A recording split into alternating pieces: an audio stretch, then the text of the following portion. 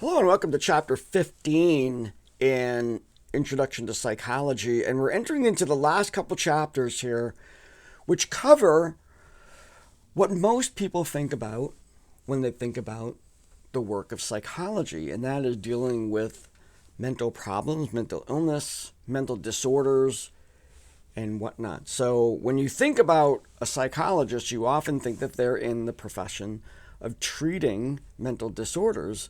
And in fact, that is what a majority of psychologists do. As we've seen throughout this course, there are all kinds of other areas of human existence that are investigated by psychologists. But now we're going to spend some time in this very common area, the area of abnormal psychology. Now, when I say that word normal, that should perk your ears up and go, well, what is that? What's normal? Now, the world of psychology, it's a little bit easier to talk about what's abnormal, and when whatever's left over is normal. So let me go through this and you'll see what I mean. There are three ways in which the field of psychology and society in general determines if something is abnormal or not. The first criteria is statistics. Abnormal behavior is rare. Now, I'm not saying that there aren't a lot of people who have schizophrenia. But relative to the people who don't have schizophrenia, it's a small number. If we're able to measure behavior on a frequency chart, we would see behavioral distribution. The distribution of particular traits would generally have a shape like this. This is the bell curve. And what it actually demonstrates is that behavioral frequencies, the amount of specific behaviors that see. Let's say we're looking at mood, extremely high mood and extremely low mood. So right around the middle in this graph would be what everybody sort of has an even-handed sense of how much time they're spending, what's their general mood. And then over to the right, you have individuals that they're almost always excited and happy. And then over on the left, you have people that are almost always depressed. Now, the further you go out, the more unlikely it is to find people that are happy all the time. Happy, excited, outgoing, maybe overdoing it. And then on the opposite end, people who are continually in a depressed mood, way out there on the left. The distribution of these behaviors across a population would indicate that those on the far right and those on the far left are individuals that are on the extremes. So statistically speaking, this is where we would see persons with extreme versions, ones that would become problematic, let's say. We'll look at that criteria next. But they would be on the extremes. These are rare compared to the rest of the population.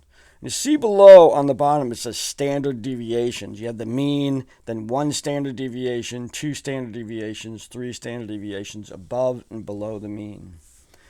It's pretty much accepted that if something is occurring 2.5 to 3 standard deviations to the right or 2.5 to 3 standard deviations to the left, that's rare enough to meet the criteria for abnormal.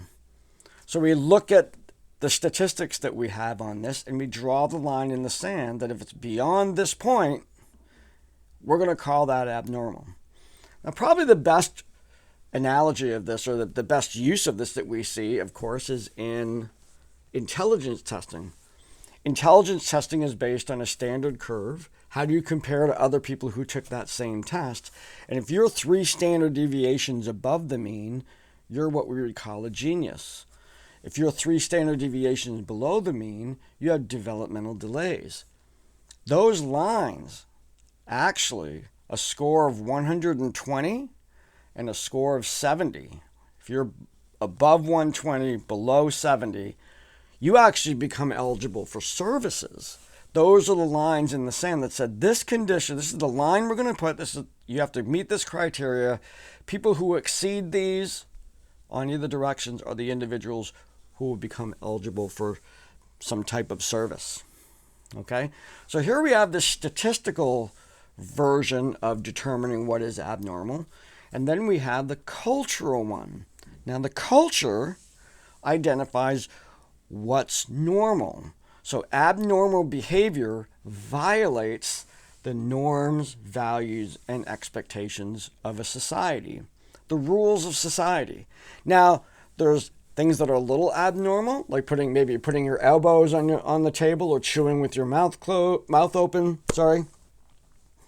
Then there's a little bit worse, speeding all the time, and then there's causing accidents and trying to kill people. And you can see where there's probably lots of people that put their elbows on the table, in terms of that level of abnormality. A little bit less maybe that chew with their mouth open, and even less, more and more reaching out, those further extremes up to the real troublemakers. Those individuals are violating norms all the time.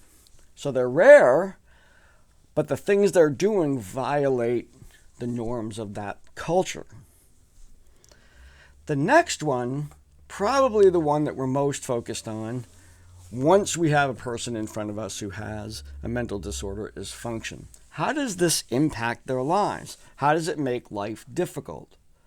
Now, when an individual has symptomology that adds up to a diagnosis, and they have that severe enough that it's rare, it violates cultural norms, values, and expectations, and interferes with function, that category of abnormality moves into the world of mental disorder and mental illness. Mental illness, the most severe of these, are conditions that meet other criteria as well. They're chronic, long-lasting symptomology. They persist despite the efforts of the medical community and the individual themselves, and they're pervasive. These conditions impact the pervasiveness of mental illness.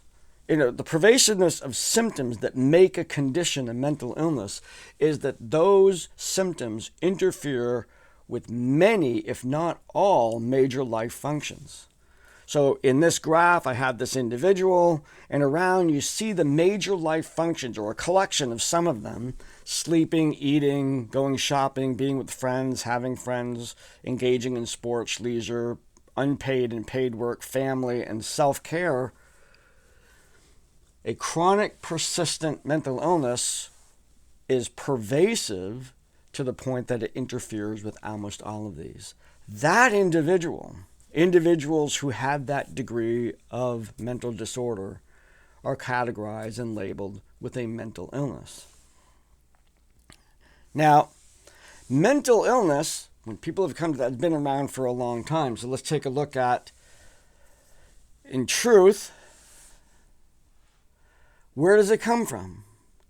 Now, the history of mental illness is really the history of the understanding of the etiology of mental illness goes back to the days when we considered individuals who were mentally ill to have evil spirits, to be possessed, to be evil in and of themselves, that they are being punished by God for things that they've done, they're being punished by God for things that their ancestors did, all of these things, which really at the time seemed like they made sense when the world was very mysterious, but led to some pretty preposterous methods of dealing with it, all the way from eliminating those people altogether, to isolating, to boring holes in their head to let the evil spirits out, to bloodletting, let the evil fluids out, to punishment of other people because their relative has a mental illness. I mean, it's just, or,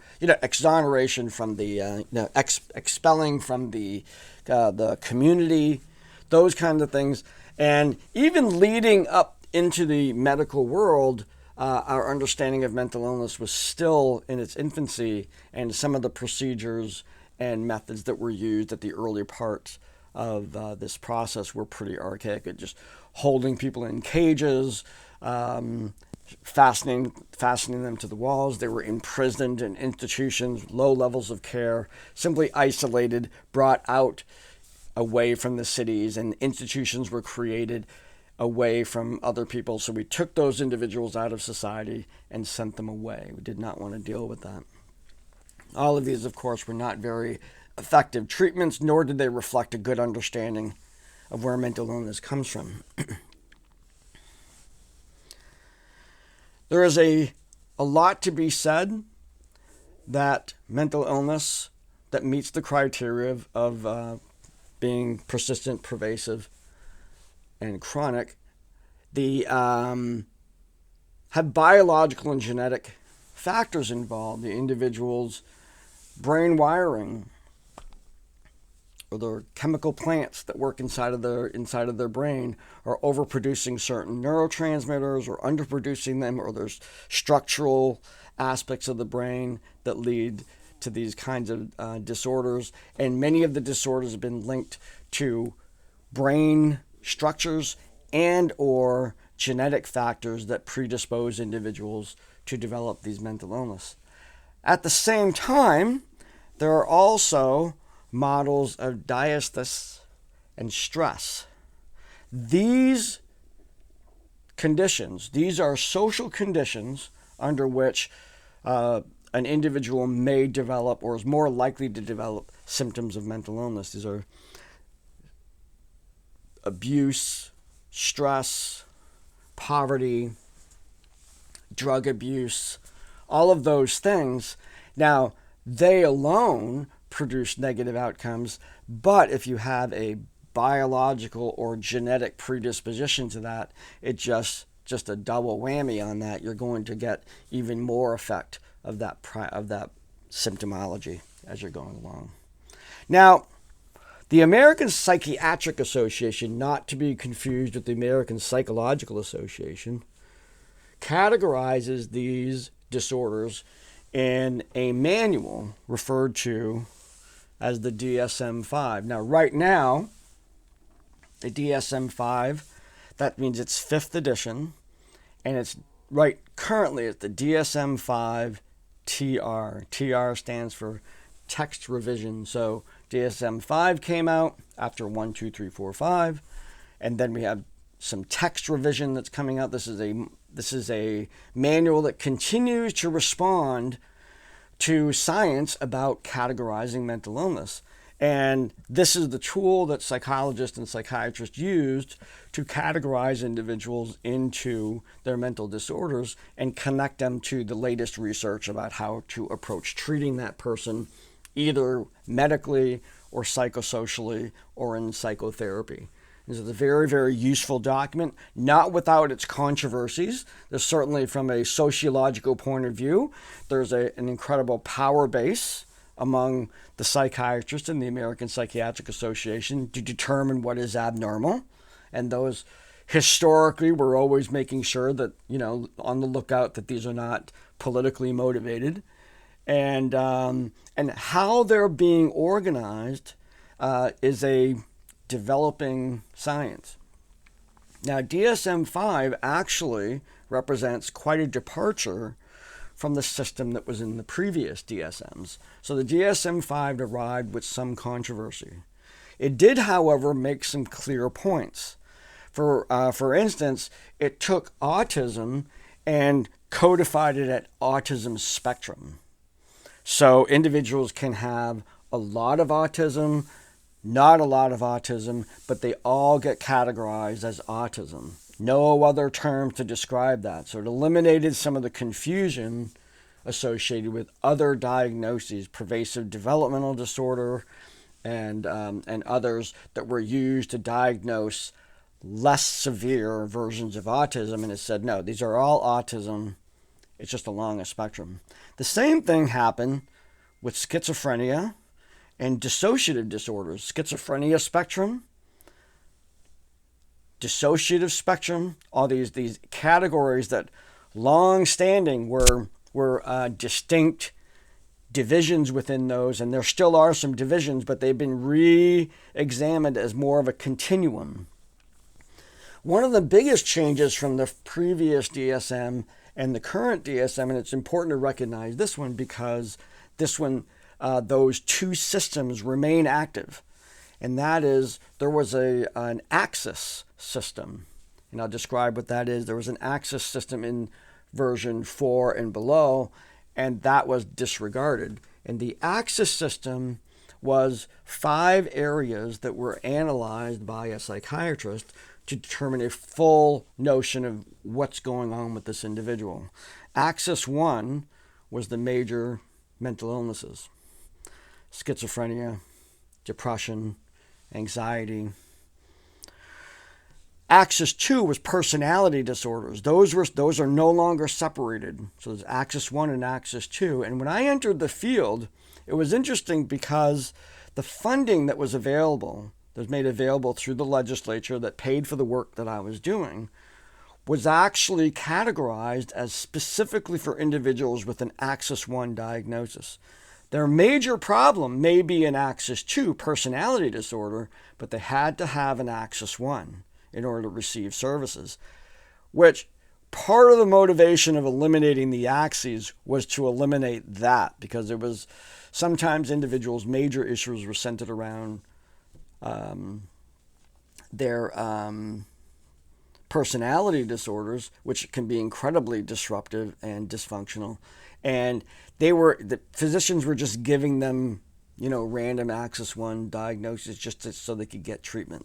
So now they're just mental illnesses, mental disorders. Axis 3 was any developmental disorders that were going on, along with learning disabilities and whatnot. Axis 4 was medical issues, which may contribute to some of what we're seeing in terms of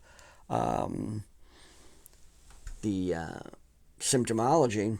And Axis 5 was a scale of functioning that described, on a scale of 0 to 100, the highest level of functioning that individual had achieved in the last 6 months.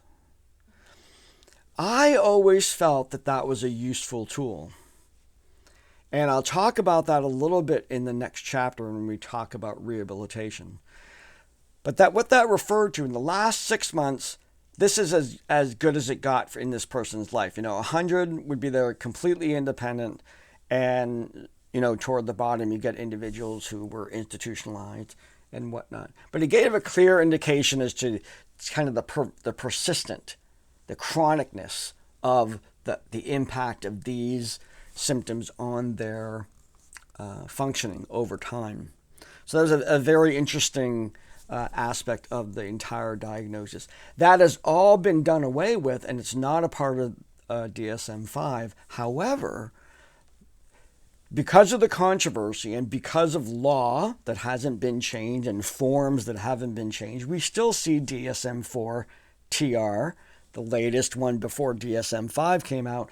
We still see those labels. We still see those spaces to fill out and all that stuff when people are applying for eligibility for services and whatnot. The change into DSM-5 is not complete. And truth be told, there are some people digging in their heels. They don't like the changes that happen in DSM-5, and they want to preserve some of that structure. That is some of the controversy that happens with mental illness. So in this chapter, what we were kind of looking at is first the sense of what is abnormal, and that it shifts because of what society feels is abnormal. We have those 3 criteria. First, it's rare, and then it's violations of society, and then it interferes with somebody's functioning. If something starts to become normal, meaning lots and lots of people, it starts to create a sort of, well, is it a mental illness, or is this something that is just part of the human condition? And this question comes up a lot. Now, so during the pandemic and prior to the pandemic, there was an unusually high number of people with a condition called dysthymia. Now, dysthymia is the blues. Things are going okay, but, life is not very colorful and those kinds of things, just living their life, sort of going day to day. And individuals would seek treatment for that. And that was a popular diagnosis to the point that there was a lot of people, so that it wasn't statistically different. I mean, there were so many people that were diagnosed with that particular illness that people started to question whether or not that kind of set of symptomology might just be a function of living in a modern world. And, where there are things going around the world, that there are threats, and that's just the function of modern life. And so those questions came up. Now, another one, I'm going to go way back to DSM-3. When DSM-3 was around, before all the revisions of DSM-4, homosexuality or same-sex sexuality was a mental illness, was a mental disorder. Now, arguments were made that it kind of two things happened. The infamous Kinsey study that went out and in the 50s and did surveys of individuals' sexual behavior, which was unprecedented at the time, had a question on the survey called, and what it asked for, have you ever experienced physical contact with a person of the same sex that resulted in an orgasm? The number of people in the Kinsey survey, which numbered thousands of people, about 10% responded that was true. Now, that statistic was used to make an argument to the American Psychiatric Association that homosexuality did not meet the statistical rare. If 10% of people are there, then that shouldn't be part of what is considered abnormal. They won that day. That day, they won. People who were advocating for it to be taken out of the DSM. In fact, that question doesn't measure homosexuality, but the notion of 10% it's been persistent in our society. The truth is it's about 1%.